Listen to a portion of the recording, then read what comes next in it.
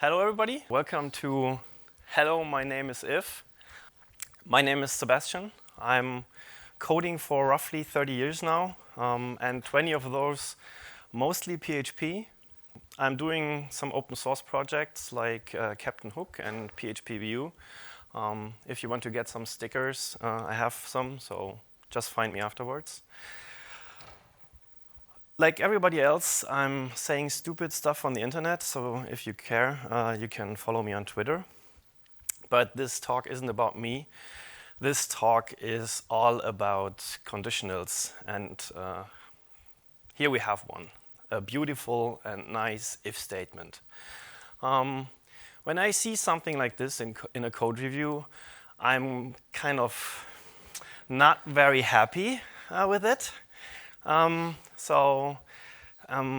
But why is that? Because it's beautiful, right? But it's only beautiful for like a week, and after a week somebody comes along and adds an else statement to it.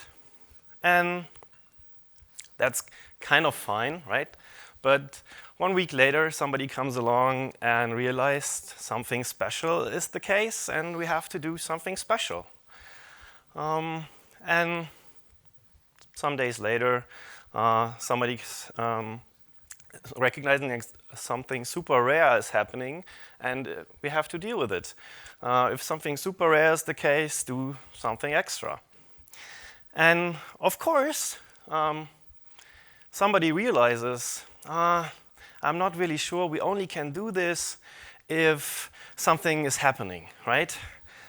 And time passes, like somebody comes along and sees this, has to fix something and thinks, I have no clue what's happening here.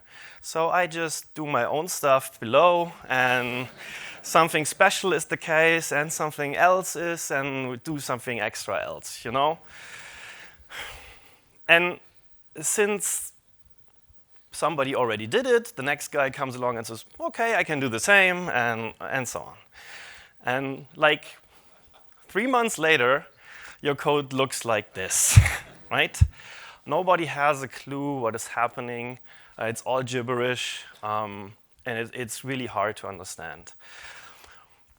And this talk is all about getting rid of conditionals and why it is a good idea to do that. But before we really get to the point, I want to talk about something called opcodes. Anybody was here at the talk before? I think in the morning we had a talk about opcodes. So opcodes are basically the bytecode of PHP, right? So if you have your script, the PHP parser takes your script and compiles it to bytecode, opcodes, and those opcodes get executed by the PHP engine. So let's have a look at some opcodes, right? We have a basic assignment here. Condition is 2. If you look at the opcodes are numbered. They have numbers. They're starting with 0.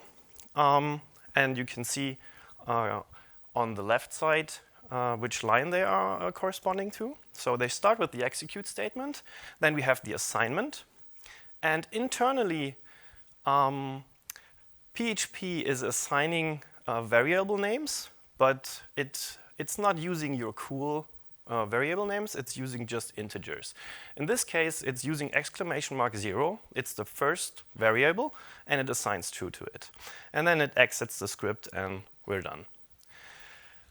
And of course, if we add another assignment, we would see something like this. Right? First assignment, then the second assignment, and as you can see, second variable, !1, just the next one, and then exits the scripts, right? Nice. So we get rid of the second assignment and add a real condition here, an if statement. And if we look at the opcode for the conditional, we still have the assignment, and then the ifs are done with something that's called a jump C statement. And if it's not true, then it will just go to the statement 6, so the opcode number 6, in this case, the end. But if it's true, then it will just do the echo stuff inside it and then exit the script. But what happens if we add a not to this? So if we add a not, the only thing that really happens is we see this bool not operator here. And now we see something, this tilde too. And those are like internal temporary variables for PHP. And now a jump z statement is used with the temporary variable. And we jump over this statement, or the other way around, we walk through the actual code and run it. That's OK, I think. If we add an else statement to this, it's quite straightforward. We still have the assignment, the jump statement, and now we can walk through the if part and jump over the else part, or the other way around. We jump over the if part and execute the else part. So it's like goto, right? Kind of. So now switch case. Switch case is getting a little bit messier. So, but the fundamentals are quite the same. So we're doing the assignment, we are caching the case comparison, and then just jumping over the right execution steps and or jumping over the execution steps that you don't want to execute and executing the ones you really want to. So yeah, that's actually the way, right? And then finally finishing the script. So now let's look at a real-world example, right? So we have this code. We're trying to check if something from the query string is actually set, and if so, we just assign it. And in the other case, we're using the empty string as a default. So if we would look at the opcode of this, we fetch stuff from our superglobal. We assign a variable there, and then actually the jump z statements are happening. So we either get the stuff, assign the foo variable, and then exit the script, or we're executing the else parse and assigning the default here, and then exit the script. Since there's another syntax for that, the ternary operator. And when I prepared this talk, I was thinking, it's exactly the same. So I would think it's the same opcodes, but it's actually not. So we have, the beginning is still the same. So we're still fetching stuff from our superglobals, and we're doing some handling. But then there's happening some completely different opcodes in there, and it's a little bit more efficient to do it this way in terms of opcodes. I'm not really know it's that the thing. So you have these two ways through your code then, right? And since PHP 7.1, we also have the null coalesce operator, and with the null coalesce operator, it's still the same behavior, but different opcodes. So what we're seeing is this new coalesce opcode, and then handling some internal magic and stepping over the stuff and executing our if statement in opcodes. But why am I showing you opcodes if we talk about conditionals? The thing is, I would argue that if statements translate in a kind of understandable way directly into opcodes. So if we look at those, for you it might be really hard if you've never seen opcodes. For me, I started programming with BASIC and assembler, so this reminded me of some bad old days. And for me, writing if statements is like writing opcodes. And if I wanted to write opcodes, I would still write assembly. And I don't want to do that. So I did my fair share of that. So I would argue that there should be a better way to handle stuff in our code. And to explain this a little more, I want to talk about something that's called cyclomatic complexity. Cyclomatic complexity is defined as the number of linear independent paths within a section of source code. Right? Okay, nice. Yeah, it's a little bit academic, but it's actually not super complicated. So just bear with me and have a look at the example here. So we have a method. And in this method, we have this entry point, and then we're axing foo, bar, fizz, and buzz. And then we compute something in the end. But the important thing is there's one way through my method, right? It all gets executed, so there's no way around that. So this code has a cyclomatic complexity of 1. If we add an if statement or an if-else statement to this, this looks completely different. So then we have the entry point. We have this way to execute our method. We have the other way. And then it finally ends at the bottom. And this, of course, has a cyclomatic complexity of 2. Now, if we would add another if-else statement, we would see something like this, right? Any guesses of the cyclomatic complexity? 4. That's what I guessed as well. It's 3, actually. I can't really prove it to you right now, so you just have to believe me. But if you write some similar code and you try it out for yourself, you will see that there are only 3 ways. So we have this one here, right? The one completely on the left side. Then we have the one that's going left and right at the bottom. And then the last one is this. The 4th one you all were thinking about isn't really relevant anymore, and you can only see this if you're really fiddling around with the code. It's really hard to get from slides.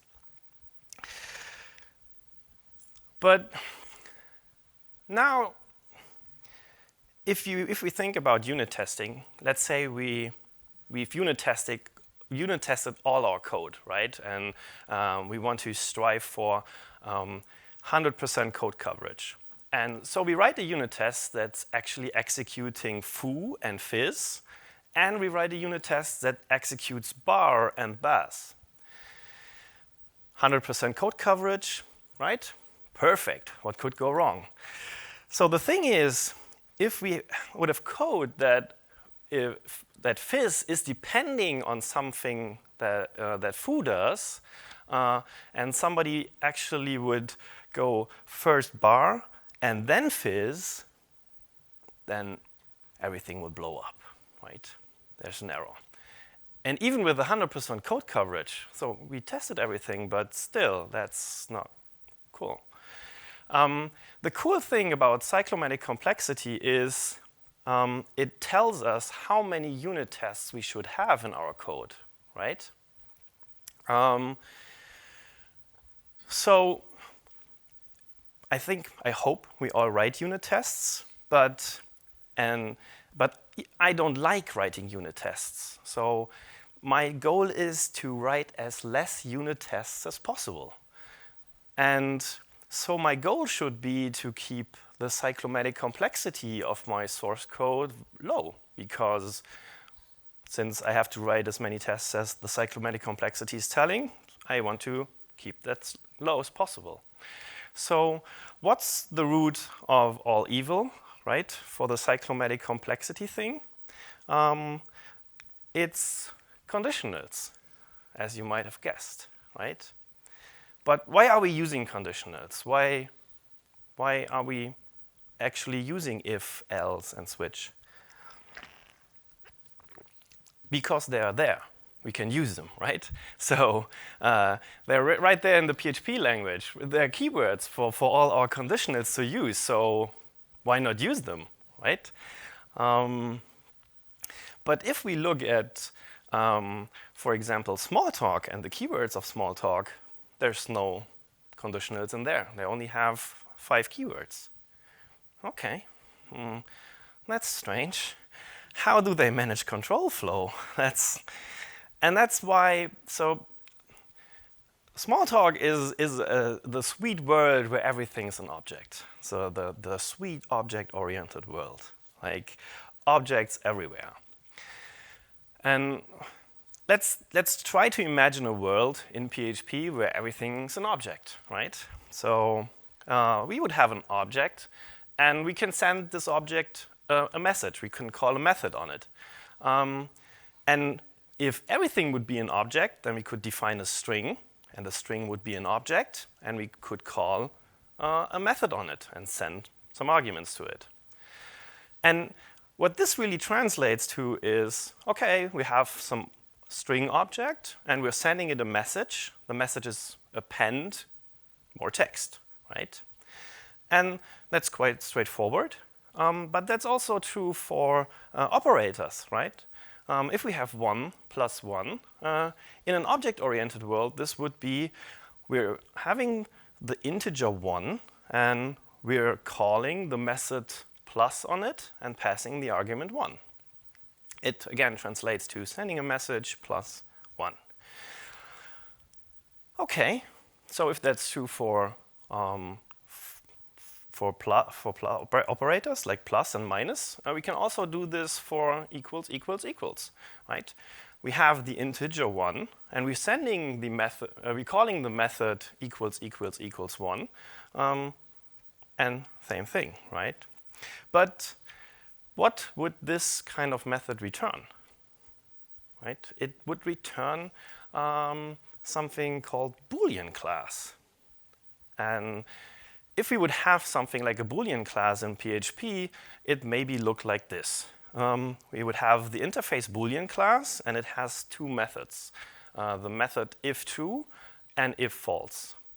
And then we would have two implementations of that. The true class, which actually gets some closure, and if true, it will execute them, and if not, it will just do nothing. Then the false class, it's just the other way around, right? If you give a closure to the false class, if the closure is the false class is true, it's not really doing anything. If false, it will execute the closure. And now I have to cheat a little bit because we don't have Boolean classes in PHP. So I created a wrapper, kind of, that actually creates Boolean classes for me. So now that I have the wrapper, I can do something, okay, I get a Boolean class back, so I can call if true on it. And since those Boolean classes return themselves, I just can call if false on the result of if true. And now the only thing I have to do is put some closures in here, right? A function echoing hello if, and a function echoing hello else. And that's all we have to do, right? Nice. So if we look at the code I showed before with our foobar fizzbars, that's had actually this execution path. So we are now just doing it this way. We're executing the condition, adding if true and if false, and executing some stuff. And then the same thing for fizz and bars. And now if we look at the execution path through our method, it's actually we start here. If true gets executed anyway, if false gets executed anyway. For the next condition, if true gets executed and if false gets executed. And now we have a cyclomatic complexity of 1, right? Awesome. Just one unit test. No. you still have all the decisions to make, right? And you still have to write 3 unit tests, but you don't know anymore. Perfect, right? So conditions actually help us to determine when we make decisions in our applications. So this is more like a thought example. So it shows you that we don't need conditionals, and we actually could get away with never using them. So I'm doing this so I can, in a code review, if a developer, if I have to talk to a developer and say, why are you doing this if exactly here? The answer, I have to use an if. There's no other way. That doesn't count anymore because there's always another way, right? But okay, we shouldn't get rid of all our conditionals. But to actually show you how we can get rid of those, we should. And what to actually do about it, I will talk a little bit about the gilded rose cutter. Anybody of you knows what cutters are? Cutters? Okay, nice. So cutters are little exercises that you can find on the internet, like this one. And it's most of the time, it's like a 1 to 3 hours exercise where you can do small algorithmic stuff, test first exercises and stuff like this. It's really nice. So what's the gilded rose cutter all about? So the gilded rose cutter is for, the story behind it is it's a company, and the company is selling roses. And those roses have a name, they have a quality attribute, and a sell-in date. So it's like if you buy milk or something like this. There's a time the roses go bad and you have to throw them away or anything or something. And every day, those roses get updated with this tick method. So each rose is loaded, and there's this tick method called for them. And the tick method looks like this. But that's not true. That's only the first half of it. So we have this 43-line if statement. And if we actually run some metrics on our code, and we want to look what the quality of our code is, we can use, for example, the C.R.A.P metric. And the C.R.A.P metric basically gives us the cyclomatic complexity with a little bit on top. But we don't worry about the on top so much for now. We're just focusing on this cyclomatic complexity. So the C.R.A.P rating of our code is 23. That's not super bad, but it's pretty bad. So especially for the amount of logic that's actually in there. So our code has 16 if statements, 7 times not equal, 2 times not equal with and, 3 magic strings in it, and a lot of numbers. I haven't counted them. And the magic strings we are looking for is HBRE, backstage passes something, and Sulfura's Hand of Ragnaros. And thank God we have tests. So that's cool. So we execute the tests, and they pass. But okay, we have 4 skip tests. Okay, fine. So when we look at the tests, we see that the tests are actually clustering around the names we've seen before, like HBRE, Sulfuras, backstage. And the strange thing is there's also something called normal, but it's never mentioned in our application. So who knows what's happening? So let's just have a look. The idea is we're creating a rows, then we're calling the tick method, and in this case, the quality gets reduced and the sell-in date gets reduced. That's fine. Okay, I understand that. So what's about the skip tests, right? So here we have the skip tests, and they all cluster around something called conjured. So now that we looked around a bit. Now we see what the actual cutter is all about. So the exercise of this cutter is we have to implement the conjoined rows actually in this, right? Oh, come on, guys. No, we don't want that. And I completely lost the ability to work with code like that. It's completely gone. I can't do it anymore. So what I do instead is I just break stuff. I say, come on, if we have a normal rows, just leave everything here. I just want to break it. And of course, then we have to see if we actually found every execution for normal. So we run the unit tests, and yay, every unit test for normal breaks. That's a good sign, actually. So since I don't want to write anything into the tick method anymore, I'm creating a new method that's called tick normal. Just to be sure, executing the unit tests, okay, everything still fails, perfect. So now we're looking at the first unit test, right? First unit test tells us quality should be reduced by 1. Okay, fine, I can do that. And the selling date should be reduced by 1. Okay, that's doable. Now let's run the unit test again. Yay, first one's already passing. So next unit test, right?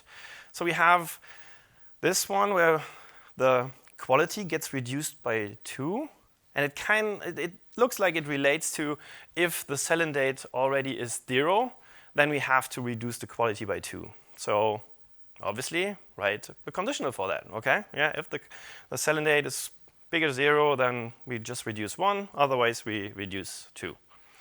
Okay, run the unit tests again, and whoa, cool. 3 are already passing, so we ignore the third one and going directly to the fourth. And here it tells us the quality is staying 0, and that's the quality doesn't go below 0. So we just add another if statement, right?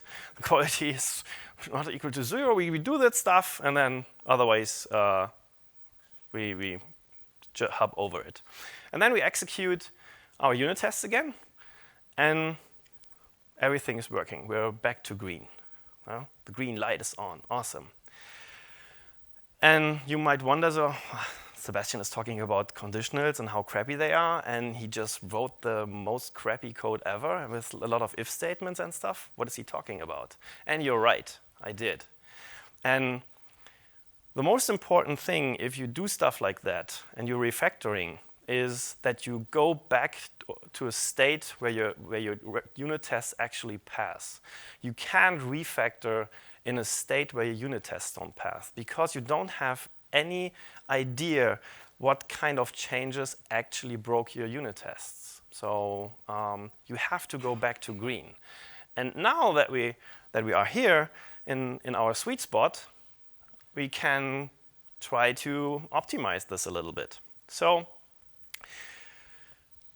just we changed the code, right? Since we have this sell-in thing, we reduced the sell-in, and this seems to happen always. So there's no way around it. So we just start with it. It has to be on top. If it's happening all the time, put it on top. And then we have this thing, if the quality is 0, then we do something, or if it's greater 0, then we do something, and otherwise we do something different, or we do nothing. And the thing to handle this is just check if the quality is 0, and then exit the method. Don't do anything anymore, because everything we had to do all the time just happened on top. And those are called early returns, or guard clauses, or how you ever want to call them. And these things are really, really, really powerful to get rid of deeply nested if-else statements. So guard clauses are awesome.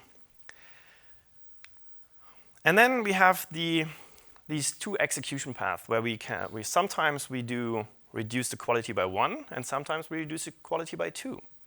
And that's not how I would think about it.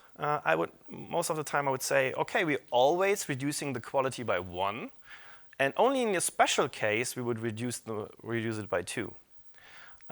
So this is our final method. And now we can execute the unit tests. Unit tests still pass. So we're all good, right? Nice. And of course, this is our code now. We have the tick normal method call for all our normal roses.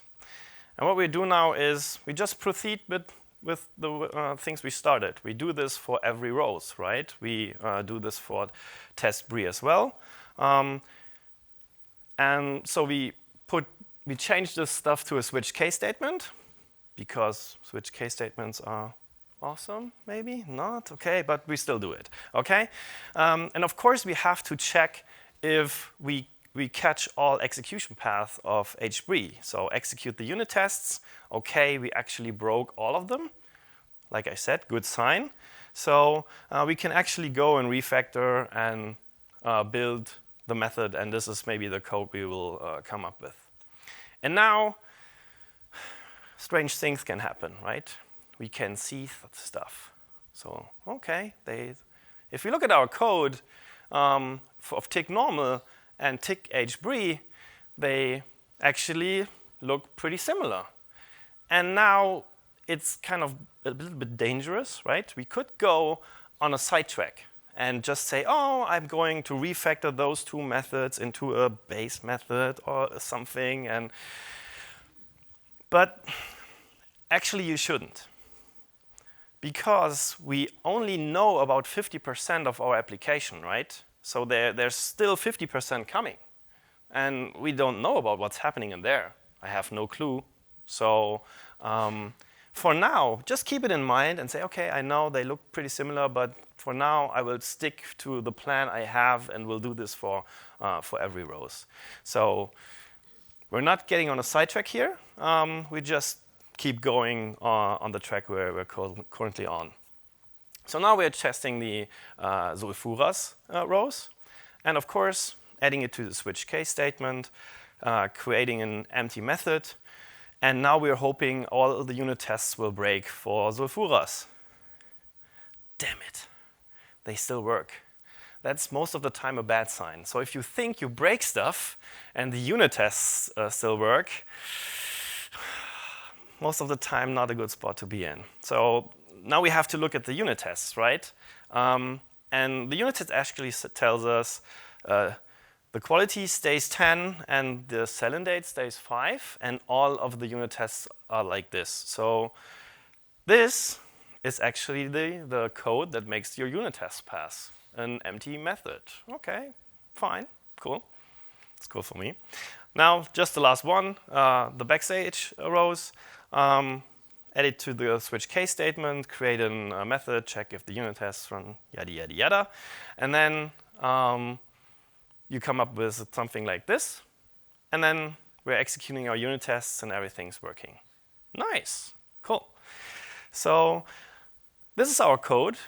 And now something really cool happens, the fun part of it all, right? We can take our 43-line if statement and we can give it to Oscar, because he loves trash. And we can just give it to him. So now let's look at our metric again. Before we had a C.R.A.P rating of 23. Any guesses on the C.R.A.P rating of our refactored code? 3 would be good. It's 20. Yeah. Okay, that doesn't sound that good, right? But it actually is, because the most complex code previously was 20. And now we've broken it down to 7. That's actually a pretty nice accomplishment, I would say.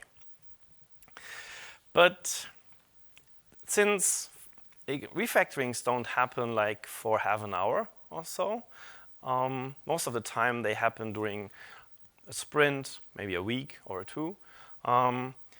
you don't see after 2 hours the result. And what happens is, if we look at the states we were in between our refactoring, we started with a C.R.A.P rating of 23, then 27, what was happening, 31. And that's because we always added new code, more and more code. So right before the end, we had a complexity of 56. That's pretty horrible. And if you're only looking at the metric, right, maybe your team lead or your lead developer says, what are you doing? You're increasing the complexity like crazy. That's not good. Stop what you're doing. This stuff is called intermediate complexity, right? And you have to accept it. Because if you're doing refactorings, it always is getting worse before it's getting better. So, because in the end, when we threw away the if statement, then actually we could see the improvement we were wanting to have at the end, and what we were hoping for.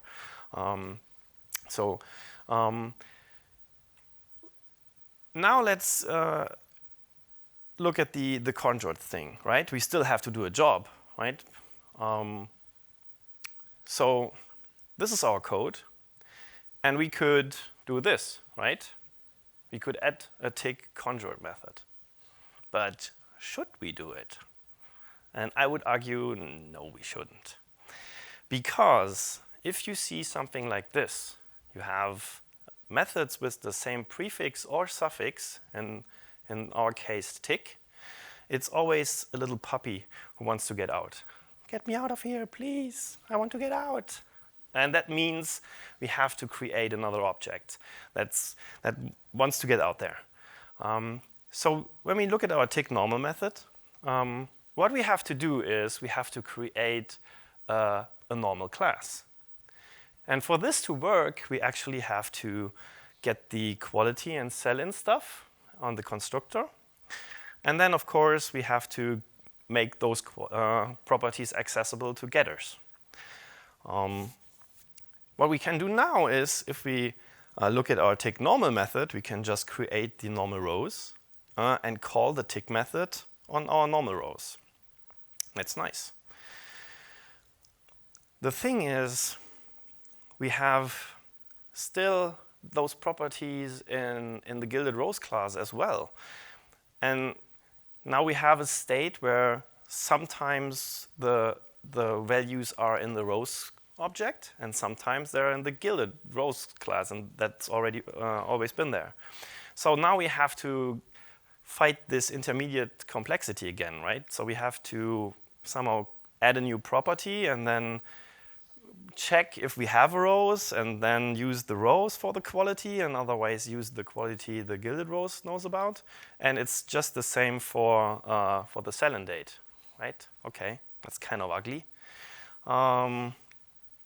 But yeah, like before, we try to see the light at the end of the tunnel. We know, okay, it might get ugly right now, but I think there's something at the end, and we will get somewhere that will improve stuff immensely. So we follow through, and we do the same thing with the other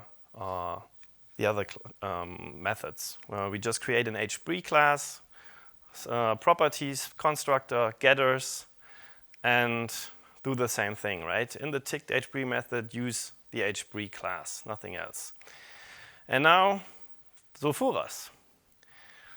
New Sulfuras class, properties, constructor, getters. And okay, this was an empty method before, and now we have like 10 lines of code class. Maybe not a good idea, but, and that's where your team lead comes again and says, what are you doing, man? That was an empty method. Now you're blowing it up with all this object crap. Stop it. No. You say, no, you have to trust me. I know what I'm doing. I don't know, but still. Right? And you keep on going, right? You say, okay, now we're doing this for backstage. We go all the crap, getting the constructor and the getters in, and creating the backstage rows in the backstage method, and then now we have actually this cool state, right, where all our roses are handled in an object by themselves, right? And now we have this opportunity to get rid of our intermediate complexity again. So since we always have rows, we actually can get rid of a lot of stuff here and only create a rows because we always can create a rows now. And that always gives us the opportunity to get rid of this complexity here. So we just ask the internal rows about its quality and the sell-in date. And since we always have a rows and we move the rows construction to the constructor, the tick method now, the only thing it does is it calls tick on the rows object. That's all. But still, we have this switch case statements, and we're trying to get rid of that stuff, right? Now what we have to do is we have to look at this and then say, okay, what does this actually do? And this is only creating objects. And there's a cool pattern for that. That's called factory. So let's create a factory for that. So we're creating a factory, and this does nothing more than creating our rows objects, depending on the name. And then we can actually use the factory, of course, in our constructor, create the rows we need, and we completely remove the switch case statement here. And since we care about types, of course, we should create a rows interface and say, yeah, we should make a contract what the rows should be able to do. It's the quality and the sell-in date, and of course the tick method. So we can actually add a return type here and be sure that we always get something that we can work with. And now we have these classes still, the normal one, HBRE, Sulfuras, and Backstage. And now is the time where we can actually see what is happening in our application, and we see that all those roses kind of are the same, and we understand what the business is doing.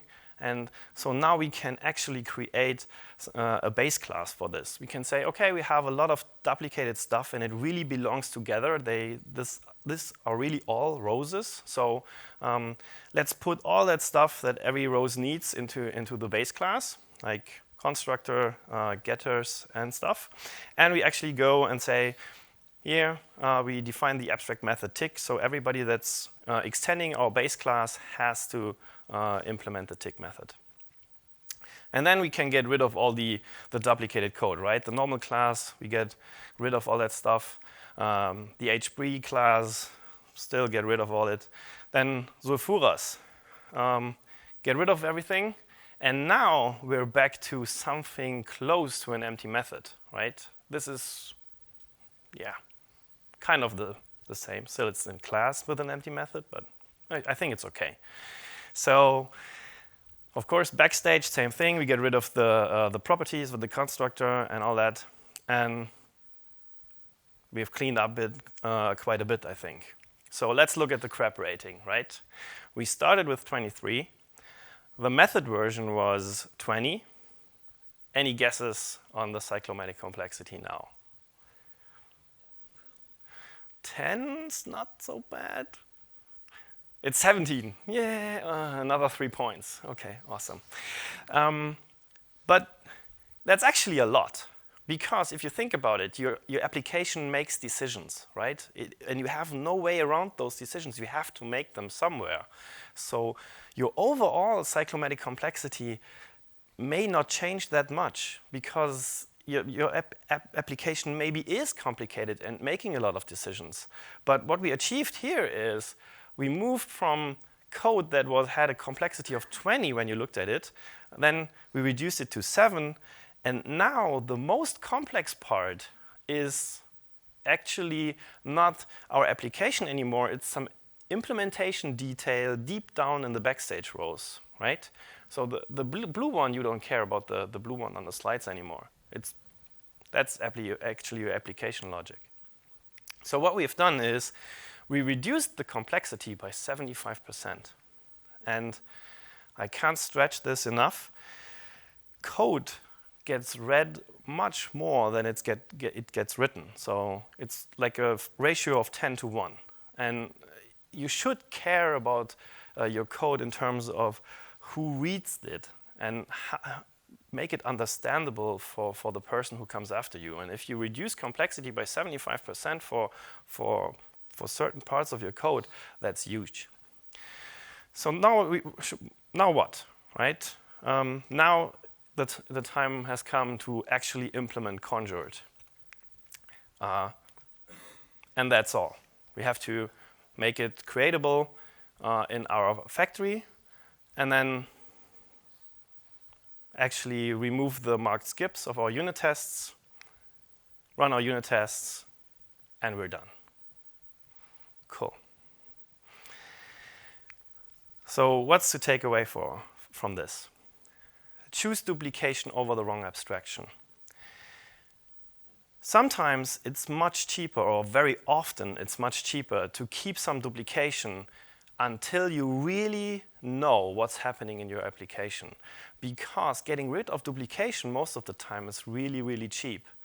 But getting rid of the wrong abstraction, if you shared code with inheritance the wrong way, that's most of the time really, really complicated to get rid of.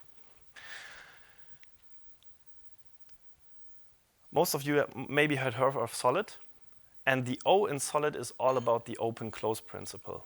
And that's what we did today, right? We are open for extension and closed for manipulation. Now our app we can create as much roses as we like.